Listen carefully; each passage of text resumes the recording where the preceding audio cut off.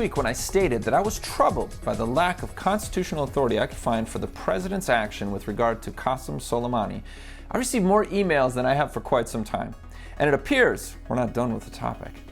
Trump produced a record-breaking tweet supporting the people of Iran's protest after the Iranian government admitted its armed forces unintentionally shot down a Ukrainian commercial plane, killing all 176 people on board.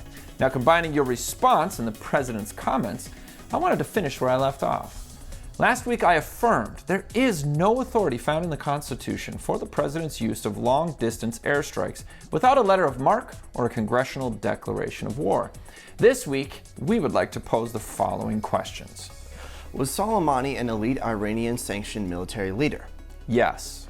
Was Soleimani planning to attack our United States Embassy in Iraq? Well, the evidence given to the president by the Pentagon would suggest so.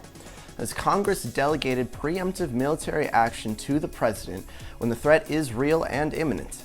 Yes. The War Powers Resolution of 1973. This resolution requires the president to notify Congress within 48 hours of committing armed forces to military action and forbids armed forces from remaining for more than 60 days, with a further 30-day withdrawal period, without a congressional authorization for use of military force or a declaration of war by the United States. This resolution was passed overwhelmingly by 2/3 of the people's representatives in each of the House and the Senate, overriding the veto of the bill by then-President Richard Nixon. Did the president abide by the rules of Congress and the War Powers Resolution when he eliminated Soleimani? Yes.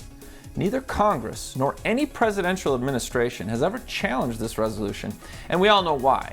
Because a challenge to the limits and powers of the presidency in any way would affect the powers of a presidency of their own political party.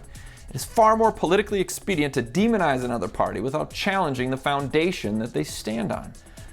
Like you, I despise this political hypocrisy.